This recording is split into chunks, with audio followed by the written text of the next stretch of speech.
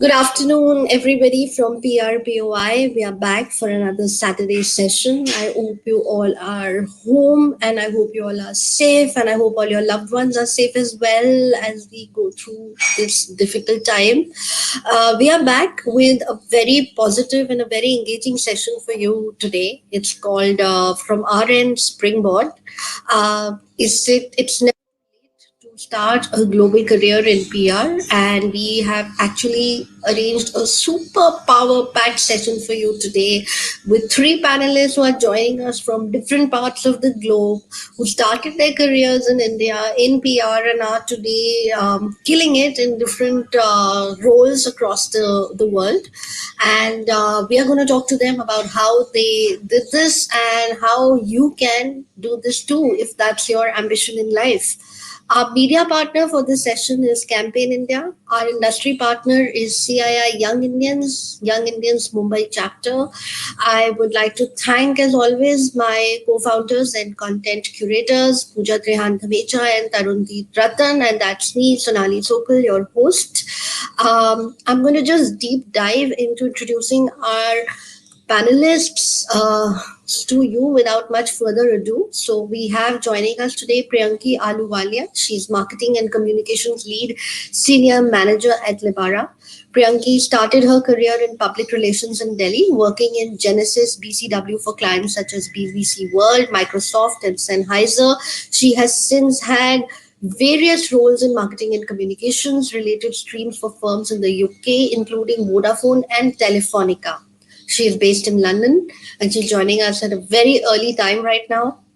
She currently leads product marketing and brand communications for Libara Mobile, a European telecommunications provider. Her passion lies in coaching and mentoring young professionals to find purpose in their chosen career fields and enabling them to gain confidence and directions towards realizing their goals and dreams. We couldn't have a better panelist today, Priyanki. Welcome. How are you today? I'm well, thank you. Thank you very much for having me here today. Thanks, Priyanki. I'm going to just take a minute and introduce our other panelists as well. So our next panelist is Deepa Thomas. She joins in from Bradford, UK. She's a global communication leader.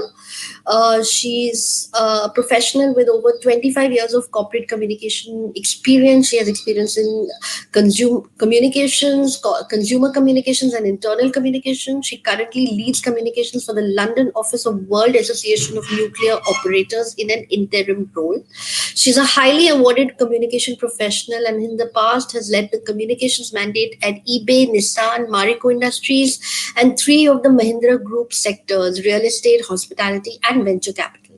In both eBay and Marico Industries, she set up the communications functions as the first communications hire and was responsible for launching the eBay India brand and building it to a reputed e-commerce thought leader. Deepa was part of the management teams at both eBay and Nissan Group of India. She's led a variety of key business roles, strategic partnerships, pop culture and collectibles, category management. She has also led corporate communications and charity for eBay in the Philippines and Malaysia between 2010 and 2011. She is an advocate for empowerment, diversity, and belonging. She was co-chair of the eBay Women's Initiative Group across Asia Pacific, facilitating lean-in circles with both female and male colleagues. In Saudi Arabia, she was a board member of the Women's Skill Bureau and also edited their popular monthly newsletter. She has been a co-chair of the British High Commission, New Delhi's Charity Committee, and consulted with Asha Society, New Delhi, as an advocacy and communications volunteer, and ran their mentorship program. A lifelong learner, she has just completed an executive MBA from the University of Bradford. Welcome to this, and she also joins us from the United Kingdom. Hi, Deepa. Thank you for joining in. It's my first virtual panel, so apologies. I need to get the mute button sorted. Anyway, I'm really delighted to be here and looking forward to engaging with the PRPOI community. We are looking forward to it as well, Deepa. We are very keen to learn. Your roles have been so much across the board, so we are very keen to learn from you. I'm going to very quickly introduce our third panelist so that we can deep dive into this.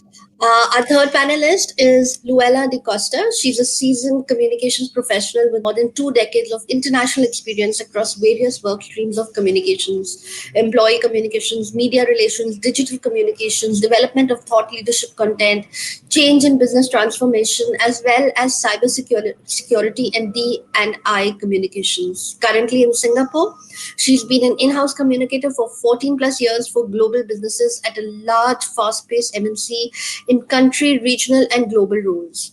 Luella has built her foundations in public relations agencies working across diverse industries and is passionate about the power of effective communications to drive positive change. Welcome, Luella, to this panel.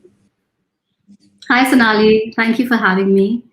And I just want to say, I think you guys are doing a tremendous job with this platform. It's amazing. It's much needed.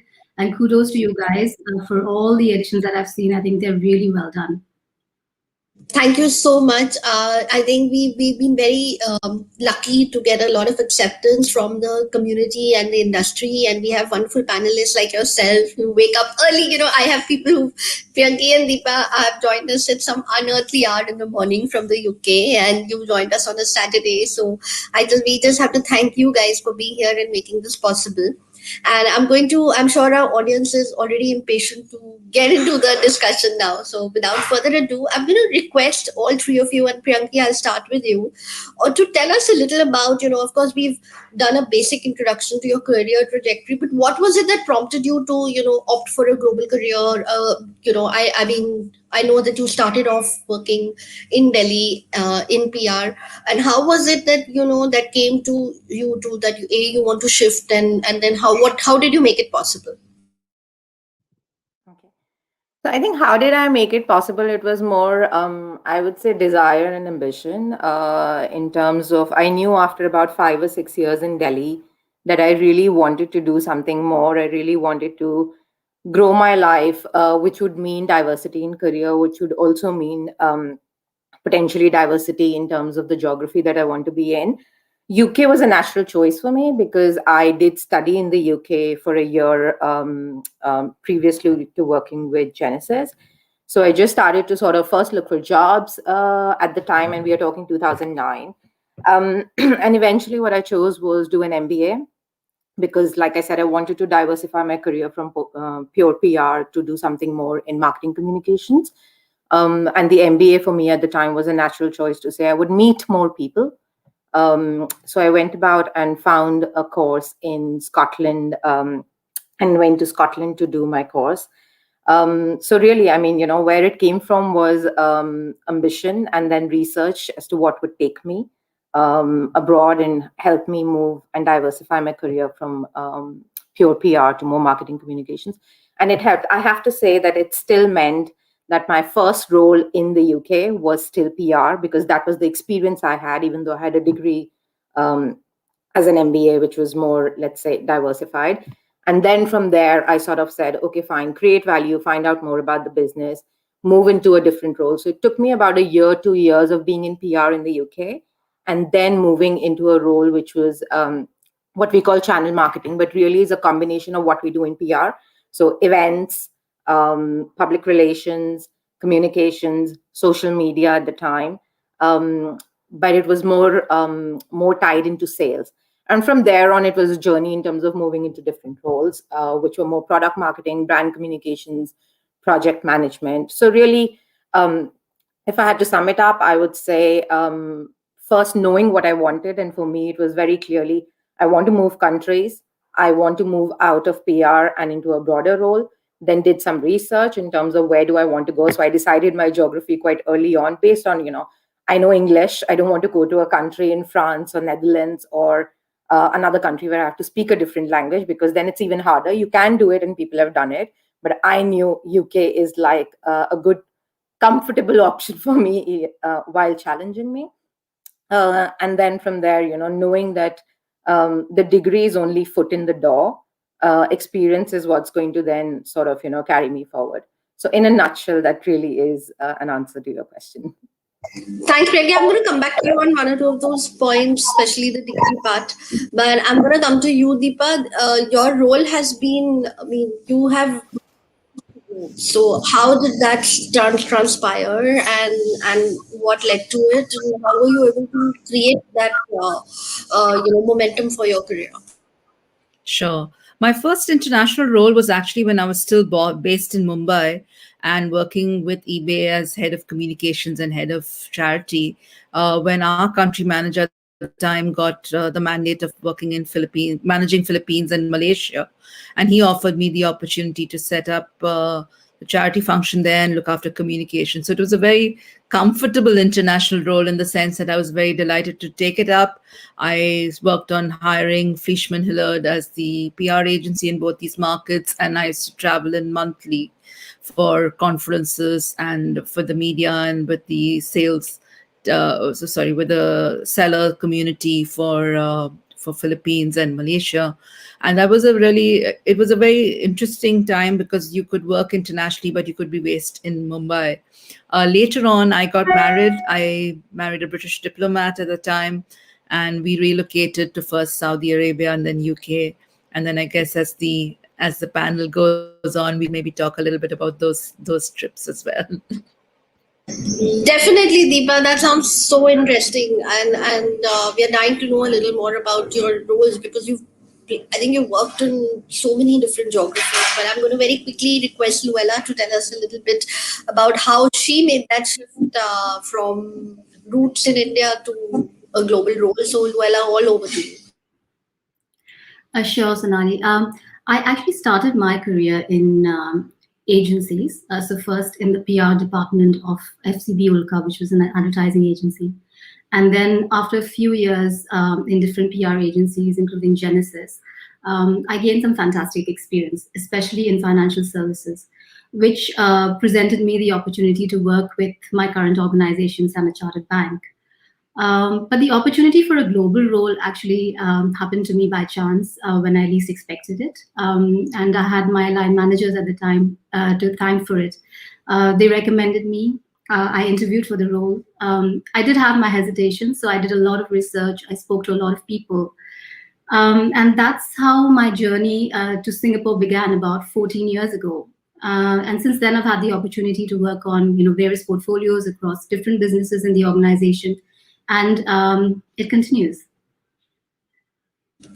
That's really interesting, and I just want to ask you that, like, Priyanki, coming back to your thing, how does that degree help? Like, how does it make sense to before you consider global roles to actually go in for a course or a degree? Because we all know there's just giving you my example, I remember speaking to I met some German friends on a holiday, and I told them that I run a PR consultancy in India, and they said, "What's your educational qualification?" I said, "I'm an MA in English," and they said, "You could never have practiced PR in Germany." And so I just want to ask you, like, how does it work? Is that degree very, very important?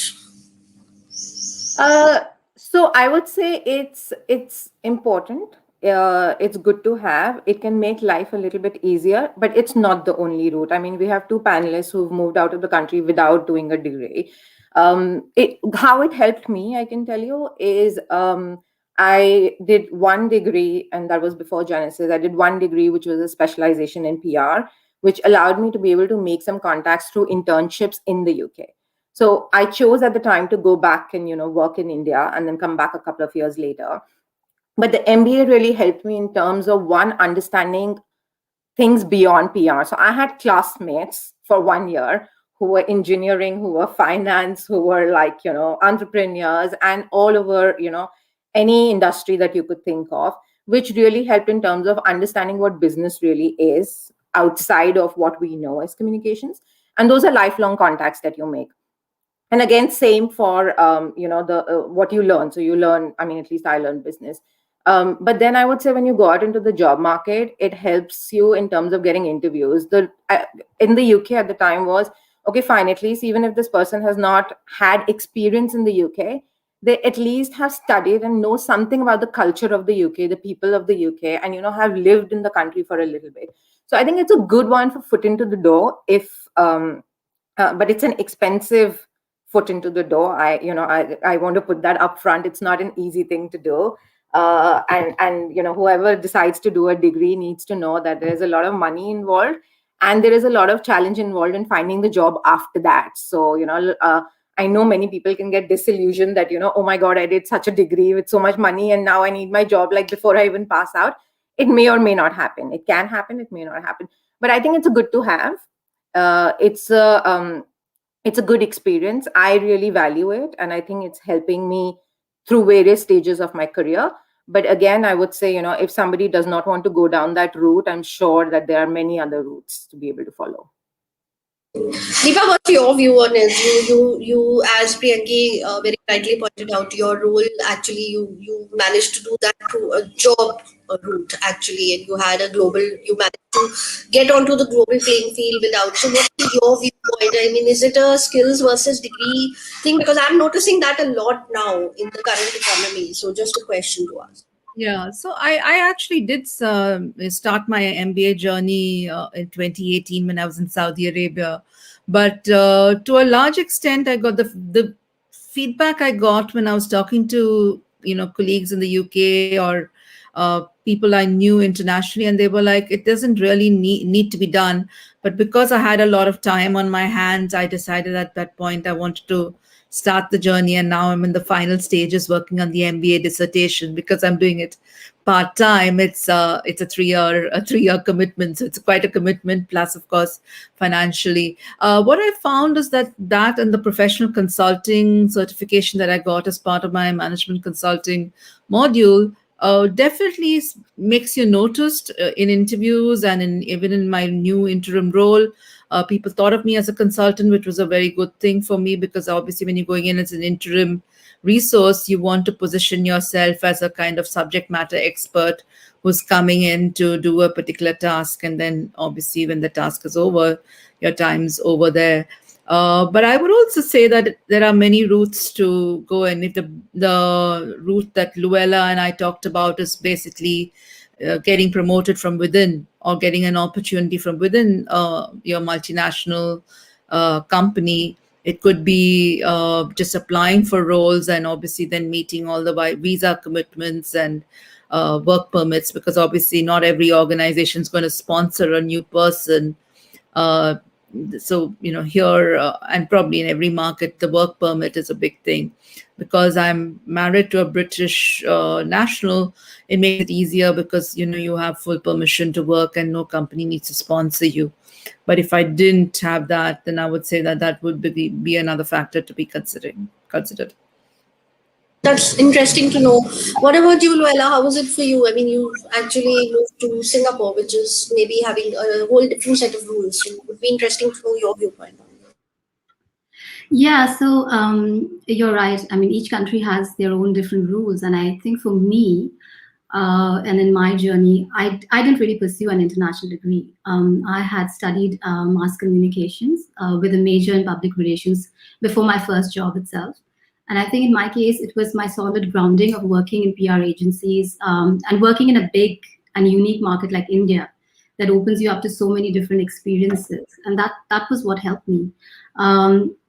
Along the way, I did work on upskilling myself on some of the newer aspects of communications, like digital communications, content marketing, social media, etc., which I think is a must do. But starting off, I think my route was really working in an organization that opened up these opportunities where I could apply for a role that would take me to a different country and a different experience. So having interacted with various different colleagues of different backgrounds here, I do see that there is the route of doing a degree, whether it's an MBA degree or any other specialization. There is some merit in, and depending on what job you're doing. While I found that being in communications was really the experience that he brought to the table, that the skills that he brought to the table that mattered. Fair enough. So I want to ask a question, and I'm putting it on the floor. consciously choose to look for roles which would give you global exposure? So, for instance, Priyanki, you mentioned that you were very keen on those internships, the access to internships in the UK. So, and Deepa, you mentioned that you got to be able to play that global role. So, did you all volunteer for it? Did you push yourself? Because see, sometimes not everybody may get the same opportunities, or not everybody may be in organizations which mentor them. So, how did you manage to spark that? How did maybe Deepa, we should start with you because you actually got into those. Did you consciously volunteer for them, for instance? No, I'd say that my country manager offered it to me, and I absolutely said yes because it was I at that point I didn't want to leave my beloved Mumbai, so I was very very happy to be doing an international role in two markets, but having my home base. So traveling in was I love travel, so for me traveling into Philippines to Manila and Cebu, and in Malaysia to Kuala Lumpur once a month, and having a great PR agency team. I had very good teams in both the markets as well as the local country teams to do a lot of the on ground work when I was not in market was a very good arrangement for me. So it's a question of saying yes to the opportunity rather than seeking the opportunity. But I would say that keep yourself open, put the word out to your universe and to your network, and you never know what opportunities arise. Very interesting. What about you, Luella? I mean, how did you have to push yourself to get a global mandate? You mentioned that you were recommended. So, did you ask for a recommendation? How did it? Actually, for me, it was at the time. It took me by surprise. I wasn't considering a global role. I wasn't considering moving out of the country. But I was always interested in cultures, languages, world cinema, literature. So I worked on international brands like L'Oreal, Henkel, Garnier, etc. And I knew that from that experience, I knew that I wanted to work in an organization which had an international footprint. But what, like Deepa said, it was the same thing for me. I stayed flexible to opportunities that came my way. I said yes. I adapted to the changing situations when I was offered the role. It was the matter of taking a leap of faith. I mean, because for me, moving to Singapore very early on in my corporate career, it was quite terrifying, to be honest, for me, to take that plunge when I had never thought of working away from home, far away from family, moving to a country where I was on my own, where I had no friends or relatives.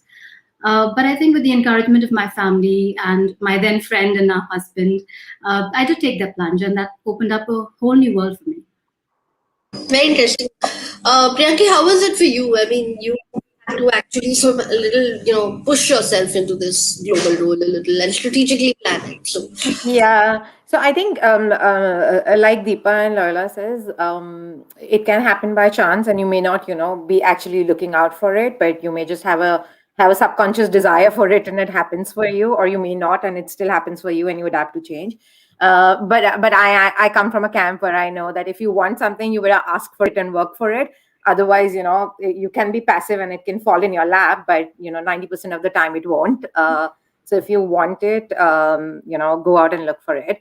I did. I think for me, like I said, it was at the time when I was at Genesis, I think there were some opportunities in terms of moving abroad, but I had my eyes set on the UK and I knew it had to be Europe. So I was very clear about that. And I think at least at the time when I was working in Delhi, the opportunities were more East Asia. So, Singapore, Hong Kong and the likes. So yeah, I mean, to answer your question, I would say if you want something, whether it is within, and today I think there are a lot more opportunities sitting in India to be able to move abroad, various routes than, taking a degree like we've discussed earlier. But let people around you and your network know that that's what you want.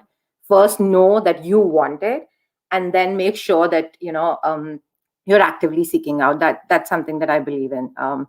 If you don't ask for it, you don't get it. So if you see opportunities are there, I would say, go out and put yourself out. Deepa, I'm going to address this next question to you, but I'd love to hear from Priyanki and you as well. Communication, especially, is very nuanced, whether it's internal or social media or PR, and it changes across cultures. there's a tonality which changes across cultures. And you've, of course, I'm asking this question because I've seen your career trajectory. You worked across cultures.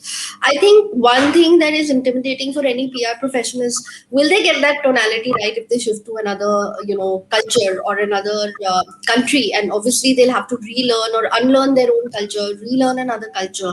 So what would be your advice to somebody who's looking at a global role? Do you think the culture changes, or human beings are the same all across? And can you highlight it, and can you give us some examples? Because you worked in Malaysia, Philippines, Saudi Arabia, UK, so you've seen so much of the globe more than the rest of us. Sure. I think cultures are very different.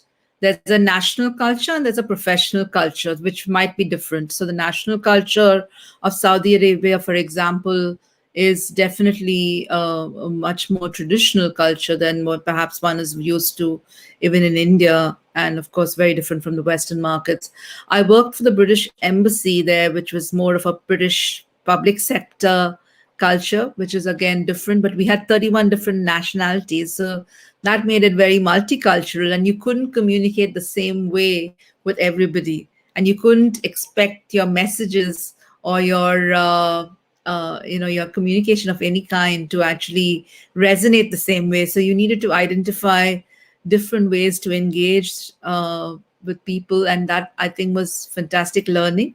Obviously, some aspects of my MBA helped because you learn a little bit about cross-cultural communication. But there's a lot of great books that people can read. There's one called The Culture Map, which is very popular.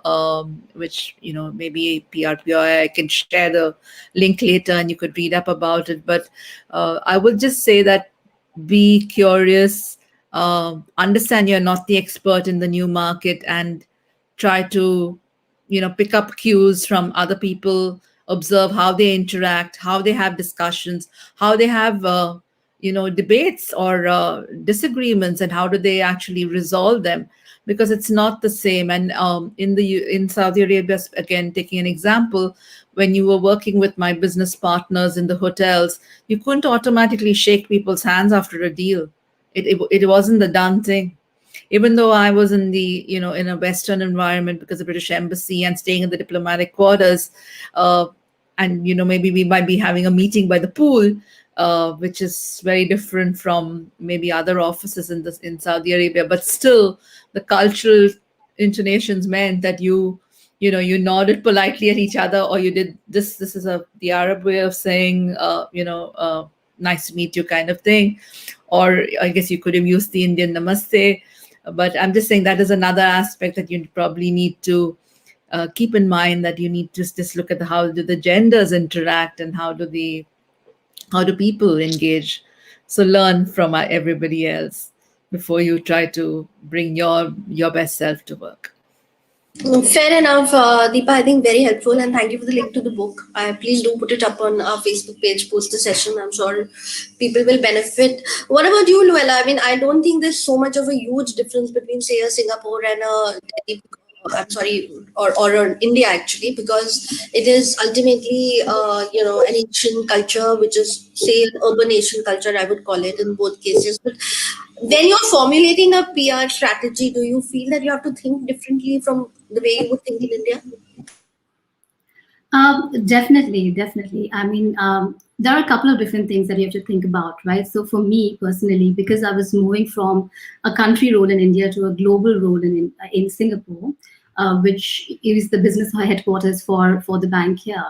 There were a couple of levels that I had to think differently. So one thing was in terms of, although I was moving within the same organization, they were two different countries. I was moving to a country which is a sort of a melting pot of various other nationalities, people from various backgrounds.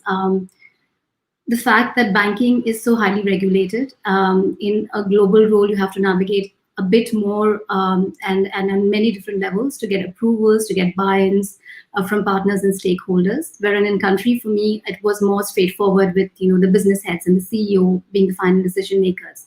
So that was one aspect of moving to a global role. And I think the cultural aspect was more around just picking up the nuances and adjusting to the culture of a particular country and the local practices, right? Uh, there is a common cultural thread, of course, because it is an Asian market. So there are a lot of similarities in terms of, the pace of work, in terms of the competitive spirit, in terms of even on a personal level, the importance of family, outlook on life, etc. But I think the other side of things, when I was thinking about a communication strategy, was how does this impact a global footprint? Because it was not just Singapore that we had to think about. It was not just a particular region I had to think about. Being in a global role then sort of expands your horizons to think of what is the global sentiment or global sensitivities around something that you want to say. So so I would say that there are you have to be mindful of the cultural differences of various on different levels. So one is the country that you're moving into, of course, but also with that global role, you're sort of looking at a global footprint as well. So keeping in mind various different nationalities as well. Thank you for that. Priyanki, I'm going to change the question for you a little. I have audience questions coming in, and I want to know what were your main learnings across the global shifts? Like, how much did PR help you actually adjust across? I mean, So I think there are skills that we pick up in PR that are quite useful, even if whether you're going to a different country or whether you're going to a different role also. I mean, for me personally, I would say storytelling is a big skill that we pick up. Like, the first thing in PR is you need to sell a story to the journalist, for which you need to know the business and what value the business is adding, right? So, I mean, that's a big skill to pick up. And I think even when I went into like my current role as a brand communications and a product marketing person, I have to tell the story internally as well as externally to the consumer. So that's a big skill to have. And that really helped me in terms of, being able to succinctly put together a summary of what is it that I want to sell to the consumer or sell to somebody internally. I think the other thing is adapting to change quite quickly. Again, in PR, things can happen quickly. We need to be on the ball. We need to like really very quickly get on to whatever the news is and sort of news jacket. And that works in, everyday life, whichever role you are in, whichever country you're in. So there is a lot of similarity over there. So that helped me in terms of, like, I would say, skill and experience of doing that and changing tax quickly. And then I think, apart from that, I would say another skill that I picked up in PR was what we call client management, but is really stakeholder management. And then again, just knowing that, I call it people skills, and that's what we pick up in PR. And that's very useful, especially when you move to a different country. I mean, the discussion we were having about culture, I would say people are fundamentally the same across the world. They have the same needs, desires, and the way people, not the way they work, but the underlying foundation is the same, but cultural nuances are there. And picking up people skills in while working in PR in any country is very useful, because you match and mirror yourself easily then when you're talking to somebody who comes from a different culture, a different country, a different business department. So for me, that especially today in my role, where I work with many different people across businesses, and I have worked with many different people across different countries. Like even in the current role, I have to work with our European partners, sometimes our US and Canada partners. It really helps. I think all these three things really help in terms of adapting them to the role that I am in now. Thanks. Helpful for us to understand. And I think PR is as you said, it gives you multiple skill sets. What about you, Deepa? What do you suggest? What are your learnings? I mean, you've worked in various industries and countries. What would be your learnings, and how much did PR help you adjust across? I think good PR professionals have a lot of transferable skills. I mean, picking up what Priyanki said and not duplicating. I think the biggest thing we understand is our business acumen. We very quickly, whether you're working in a PR agency or working in-house, you start learning this, the ecosystem what's the dynamics, what's the regulatory environment, the fundamentals at which we analyze. And because I've worked in very many industries, I think you very quickly learn these dynamics, and these are very useful in any business role that you do, because you can't go into a business environment and without looking at the context in which this is. And there are many skill sets, good communication, good interpersonal skills, uh, good ways of putting together a communication strategy which works with a business strategy. All of these are aspects that any good comms professional, good PR professional will have as part of their arsenal. And I think that there's a lot of transferable skills. You're very much you're probably the only person other than the CEO who has a unified view of the organization. So every other function tends to be vertically focused, but we support everybody, whether it be sustainability communication, whether it be legal, because you're doing crisis and defense, and whether it be business, we're supporting everybody. So I would say that this is the lens that the comms professional brings. What about you, Luella? What would you say would be the skills you took from your various roles across agencies to your current career? I think I echo, what Deepa has been saying as well about skills being transferable, and there are certain basic skills that you need as a good PR professional, especially around meeting your business's needs when you're creating a PR strategy. So I won't repeat that, but I think in addition to that, I would say that a reminder that you need to understand the people you work with and live around to settle into a new country. So like Priyanki rightly said, humans are the same everywhere. Relationships matter for you to thrive and to feel at home in a new country away from home. I think a big learning for me has been that change is constant, but you embrace it with open arms and you seize the opportunities that come from it. And also the fact that it's okay to make mistakes as long as you get up, dust it off and move forward. Just to address your question about how PR helped me, I think public relations offers you a sense of community, no matter where you are. So even though if you move to a different country where you may not know anyone, at least you have those connections you can maybe rely on, and tap into those connections, learn from each other. I'm still in touch with a lot of colleagues from India, and made new connections in Singapore as well through the sort of PR community. So that really also helps.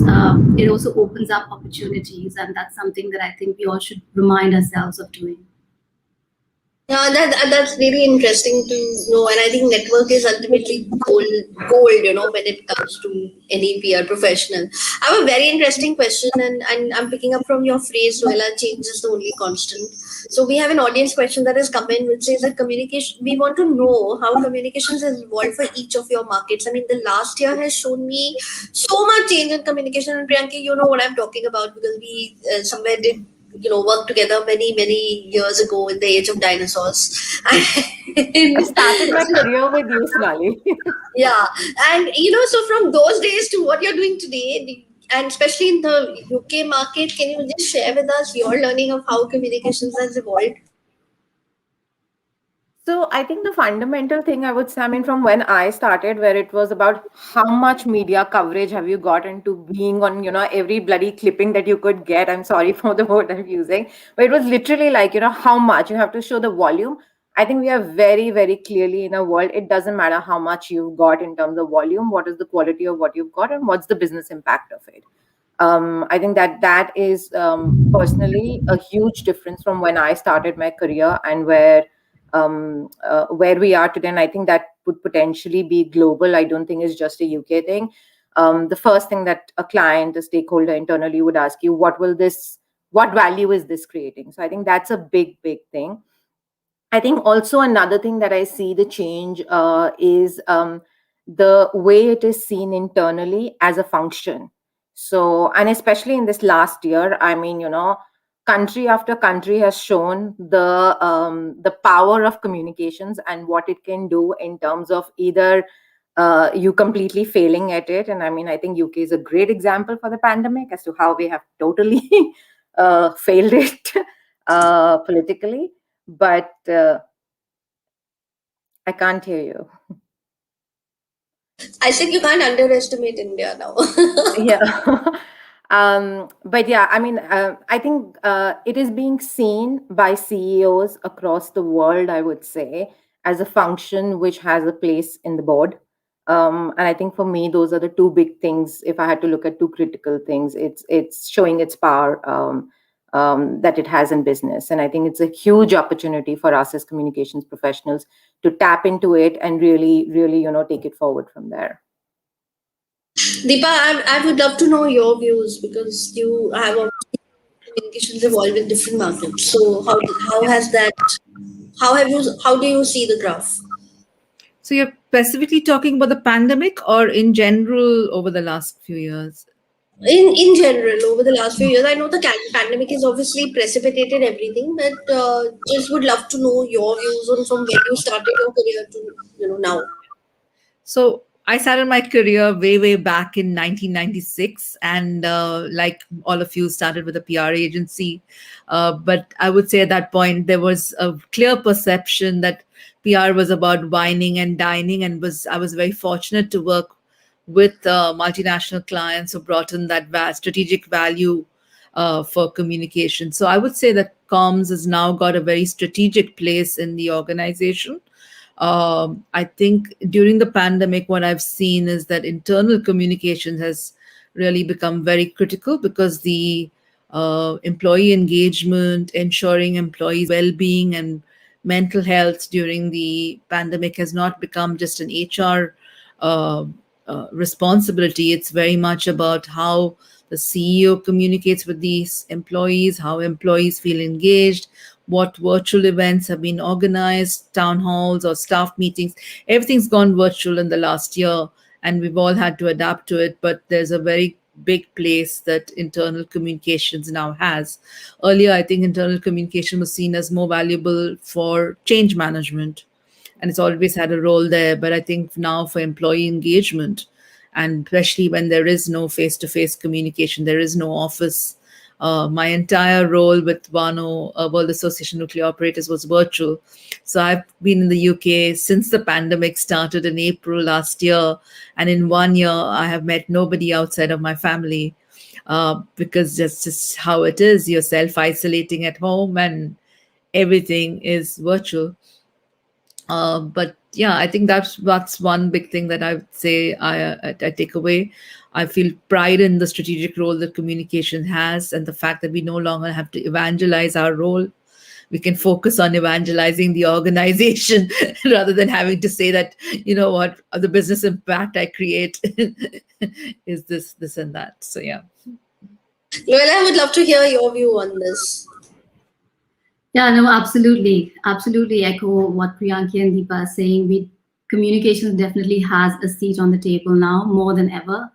I think in my previous roles, I noticed that the importance and the stress that we put on media relations or external communications was always higher.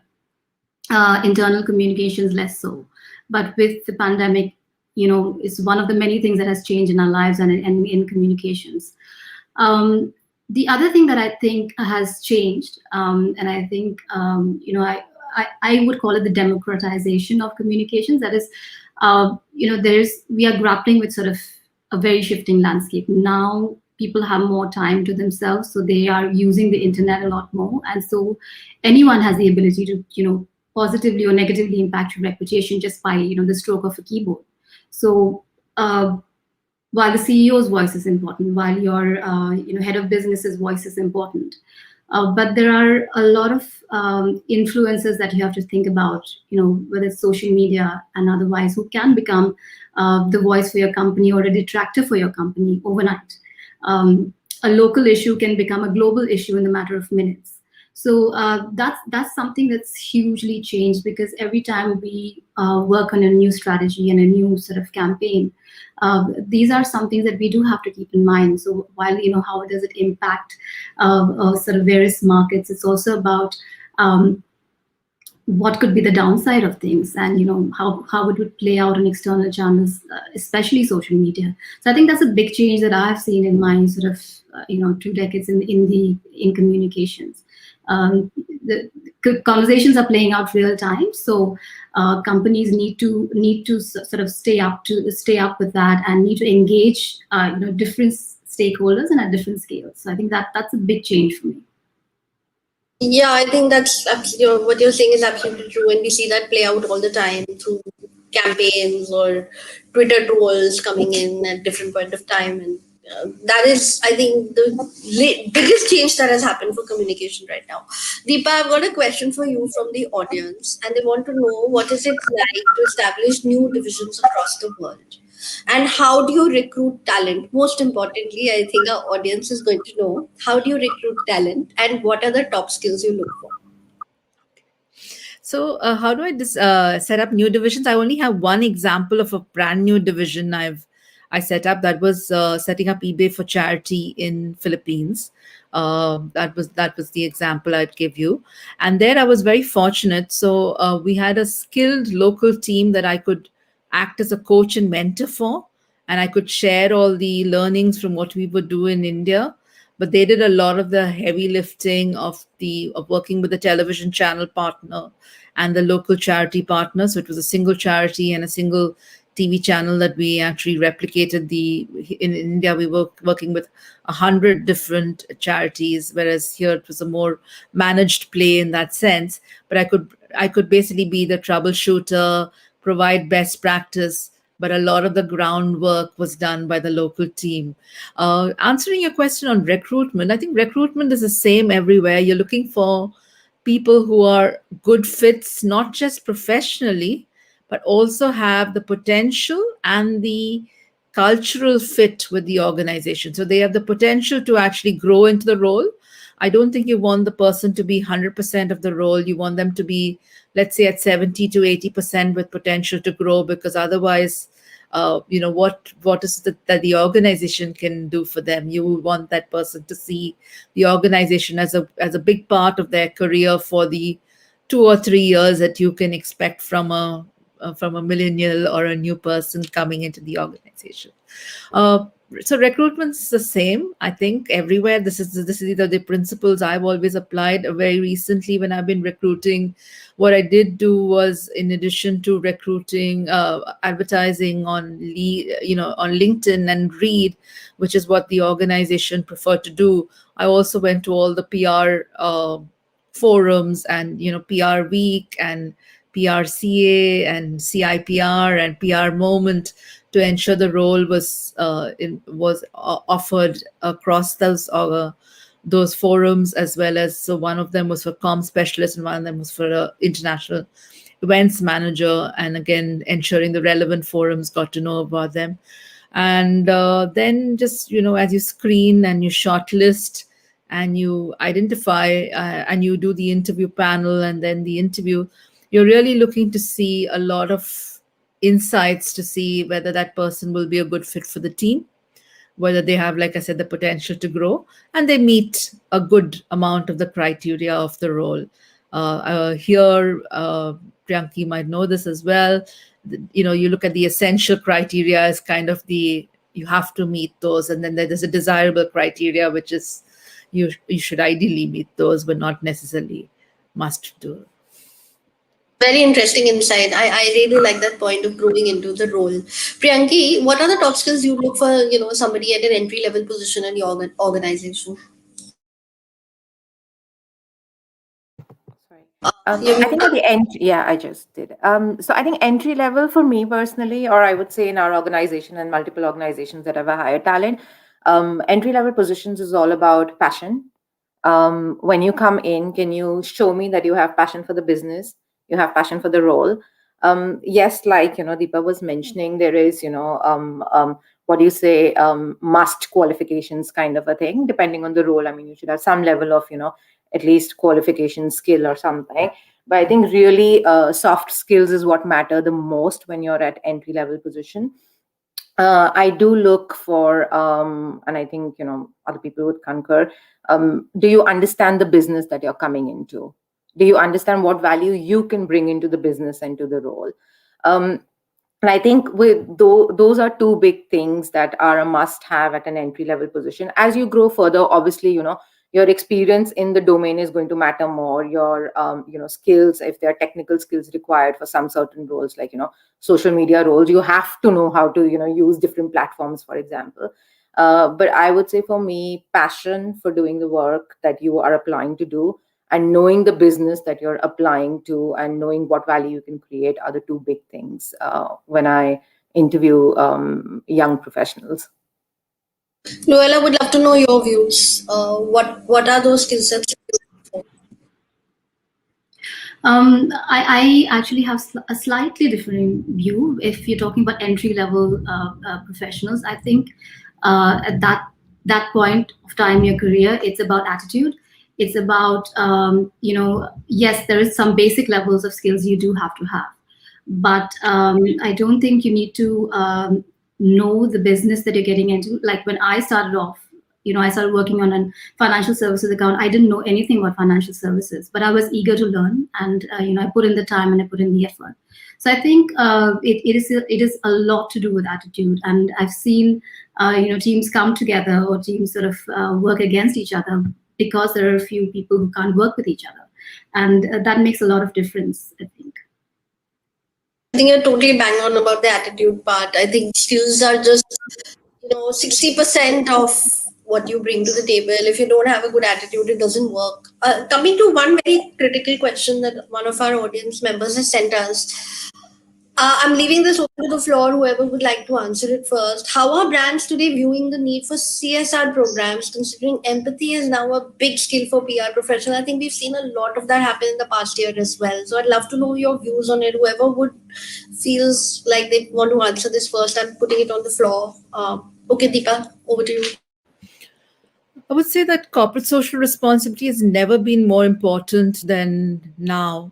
There's a clear interest for companies with purpose.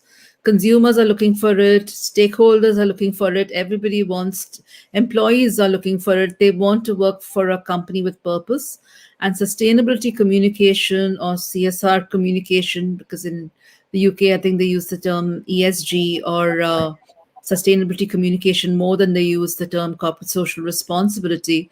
This is a big focus area. The areas could be climate change. The areas could be, community impact. I mean, there's a many different areas. There could be pure CSR in the sense of support for charities. Many different areas it could be in, but there is I would say this sustainability communication has come into its own. And if there are professionals with CSR experience, I would say it's a big skill set that you should be able to take to the UK and to most of the markets, probably in Europe and US, with a lot of, there'll be a lot of interest for you. As much as possible, do connect them with the sustainability development goals of the UN, because that's a big focus for companies. Okay, that's a really interesting tip. Luella, is it the same in Singapore? It most definitely is. I think for the organization that I currently work with, sustainability has been a big focus for a while now, and I think it is also a morale booster to work for a company like that that's purpose-led. I think that's something that I know that employees are really proud of. I think in the financial services space, another thing that has emerged out of that is sustainable investing. So there's a lot of interest in what we're doing as an organization in investing sustainably. And I've worked on some very interesting projects around those as well. So definitely, I think on a country level, a lot of the corporate social responsibility, community programs, those are of a huge importance. But on a global level, I think it's the focus on how we are as an organization investing sustainably, and our overall focus on sustainability is definitely a huge focus. Priyanki, I am going to change your question a little and I'm going to again address it to all the panelists because we now have about 8 minutes, in not even 8 minutes left, 7.5 minutes left. So I'm going to come down to brass tacks. If you had to give advice to a young person in India today who has aspiration for a global career, what were the three things you would tell them to do? Um, I think the first thing would be know what you want. So be clear to the extent that you can be clear that know what you want. I would then say take the risk. Don't be afraid of failure. Don't be afraid of challenges along the way because there will be. And I think just have fun doing it. It's your life. Don't stress about it. I think the last thing would be um, uh, nobody's career is like this. Everybody's career is like this.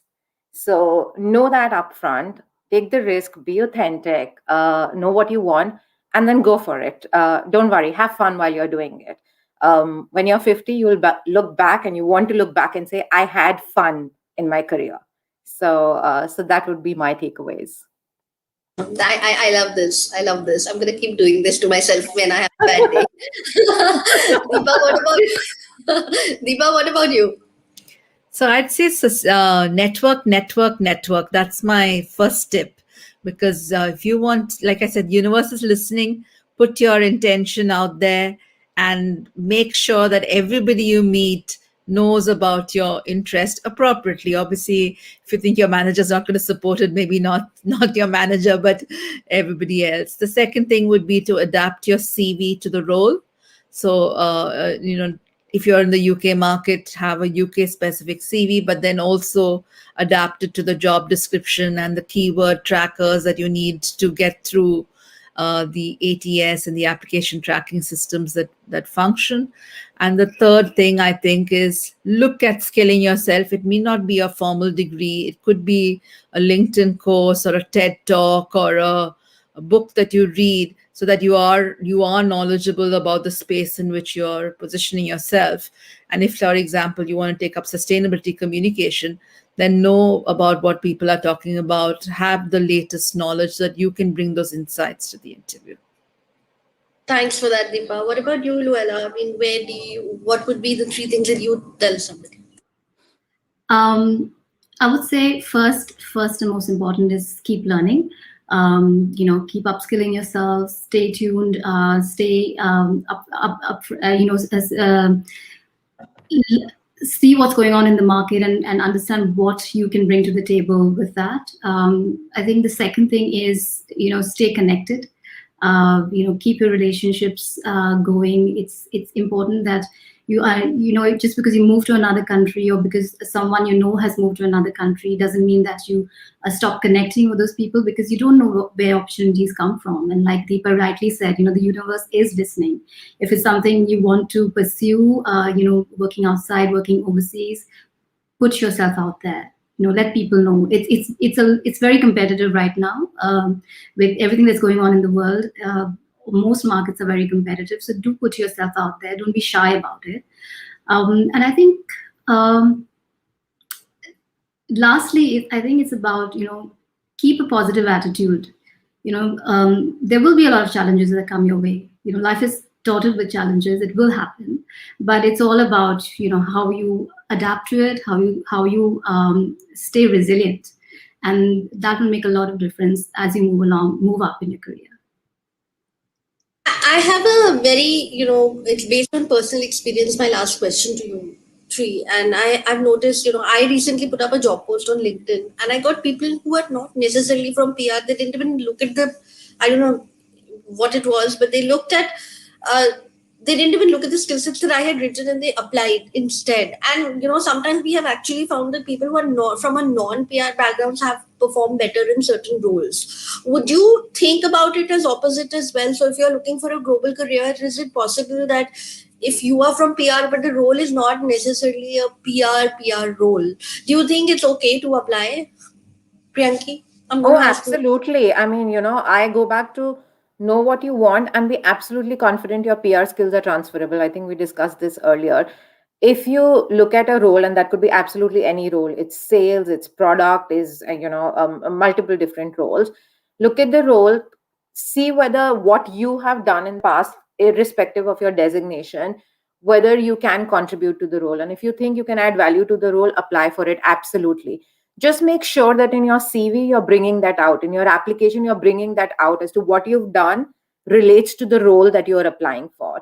And I think I really, really think that hiring managers today are very open to hiring people from different backgrounds in roles that they put out, because everybody wants a fresh pair of eyes in their business and on their teams.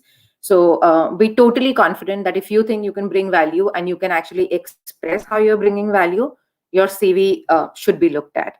Just be conscious that there are bots also looking at it to write the right words in the CV based on the job description.